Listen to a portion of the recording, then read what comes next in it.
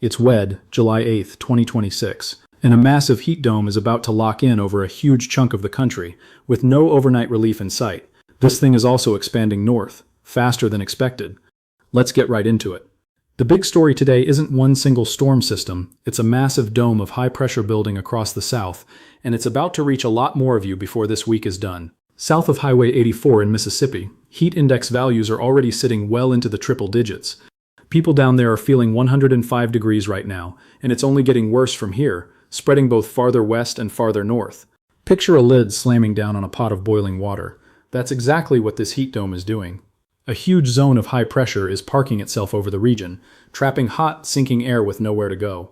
Florida needs to pay close attention here. The serious extreme heat risk kicks in Wednesday, and once it locks in, it's staying locked in straight through the weekend, with no break anywhere on the horizon. By midweek, that triple-digit heat slams back into western Oklahoma and North Texas. Thursday is shaping up to be the single hottest day of the week for the entire Southern Plains region. Now you might be hoping the sun going down brings some relief. For millions of people, it won't. Overnight lows in the bigger cities are struggling to fall below 85 degrees. That means your body never really gets the chance to cool down and reset before the next scorching day hits. And if you're someone who's vulnerable to heat, that is exactly the setup that drives a spike in heat-related illness. Especially for anyone without air conditioning, or anyone who has to work outside. By the weekend, this ridge of high pressure shoves west, dragging that 105-degree air into the southern plains and up into the central Rockies, and it's moving farther north than originally expected. We could see 110 to 115 degrees across the high plains South Dakota and Nebraska by Sunday. Even Minneapolis has a shot at hitting 100 degrees early next week. This is the kind of sustained multi-day heat that buckles power grids and overwhelms local hospitals and health systems. This is not a small deal. If you're anywhere in this footprint, get prepared for it now. So how long is this actually going to run? I hate to say it, but this isn't a quick warm-up. This is the start of a locked-in pattern that looks like it's going to run well into mid-July. Right now there's a small break in the pattern, caused by a weakness in the upper atmosphere draped from the Great Lakes down into the lower Mississippi Valley. That weakness is the only thing keeping a city like Memphis in the upper 80s to lower 90s through Wednesday, and it's about to disappear. The turning point to watch is midweek. That's when this upper air weakness lifts out toward the northeast, and the high pressure sitting over the southwest explodes eastward. Once that happens, the door slams shut. North Texas jumps from the mid-90s straight to 100 plus. Dallas-Fort Worth might sneak in a little cloud cover and hold around 98, but it's still brutally hot. New Orleans is likely to hit heat advisory criteria every single afternoon. There's a 20 to 30% daily chance of storms across North Texas and Louisiana this week, acting like a small pressure relief valve, but that fades fast once the ridge fully builds in by late week. The extended outlook keeps a moderate risk for extreme heat sitting over the southern plains, the lower Mississippi Valley, and the desert southwest from July 13th through the 17th. The ridge is expected to get extremely strong over Colorado, driving dangerous heat across the U.S. On top of that, Gulf moisture is pushing heat index values into hazardous territory. If you're looking for an escape from all of this, your best bet is up in the Great Lakes region and the Northeast, where a small trough keeps things below the dangerous threshold for now. Now let's talk storms, because while the South bakes, the main severe weather threat for Tuesday actually jumps up into the upper Midwest and northern plains. There's a level 2 out of 5 slight risk over central and eastern South Dakota into southern Minnesota. And yes, that includes the Minneapolis metro.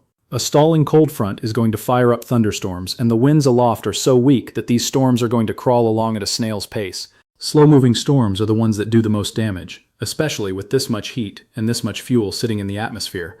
These are likely to organize into supercells capable of dropping quarter-size hail or larger. There's also a narrow window right around sunset where a tornado or two can't be ruled out. Because these storms are moving slowly, they may hit later in the evening. Because these storms are moving so slowly, some of them may not even reach eastern South Dakota and western Minnesota until late in the evening, meaning wind gusts of 60 miles per hour or higher could hit while people are already asleep. Make sure you're prepared for that possibility overnight. There's also a slight risk of excessive rainfall stretching from the eastern Dakotas into central Wisconsin. Expect a roughly 50-mile wide swath of 1 to 3 inches of rain, with the heaviest band lining up right around the latitude of St. By Wednesday, that same system slides east into the upper Mississippi Valley and the Great Lakes. The severe threat drops down to a level 1 marginal risk. With the atmosphere warm all the way up through the column, hail becomes less of a factor. The bigger worry Wednesday is locally damaging wind. But the hazard I'm watching closest on Wednesday is water. There's a slight risk of excessive rainfall for eastern Minnesota, across upper Michigan, and into northern Wisconsin. The front is dragging a wide swath of heavy rain across the north woods of Wisconsin, where there's a 50 to 70% chance of topping 2 inches of rain in a short window. The front is dragging heavy rain across the north woods of Wisconsin. Places like Taylor County sit in a worst-case spot, where repeated storms could train over the same area and drop even more rain. The ground is already saturated, so new downpours will overwhelm creeks and flood low-lying roads. Don't park under overpasses in these areas. They're often the first places to flood. Now, a completely different problem out west. Tuesday's story there is wildfire danger ramping up fast, and it's coming from two directions at once: dry thunderstorms inland and critical wind closer to the coast. Across the lower Columbia Basin and the Warm Springs area, triple-digit heat is colliding with humidity dropping into the mid-teens, combined with winds around 30 miles per hour. One spark in northeast California, or over into Nevada, could turn into a serious problem fast. There's a significant dry thunderstorm risk over Oregon, with a 70% chance of cloud-to-ground lightning without any meaningful rain reaching the ground. That's your spark, sitting right there waiting. If you're in one of these fire-prone zones, Tuesday is the day to skip outdoor machinery, to not toss cigarettes out a car window, and to have evacuation bags packed and ready in case a fast-moving wildfire develops near you. With all of that heat, storms, and fire danger, let's take a short break and talk about where the weather is actually good Tuesday. There's a beautiful pocket over the western Great Lakes in southwestern Michigan. In Grand Rapids, expect highs in the mid-80s and dew points in the crisp 50s, the most comfortable air since June. Humidity is so low that the afternoon high basically feels exactly like the thermometer reads. No sticky mugginess at all. Humidity is so low that the afternoon high basically feels exactly like the thermometer reads. No sticky mugginess at all. One small catch for Michigan: if you're hitting the Lake Michigan beaches early Tuesday, you'll still catch some choppy leftover waves, but those should calm down fairly quickly as the day goes on. Out west, the interior Pacific Northwest is also looking pleasant, with places like Medford, Oregon seeing clear skies and dew points in the low 50s.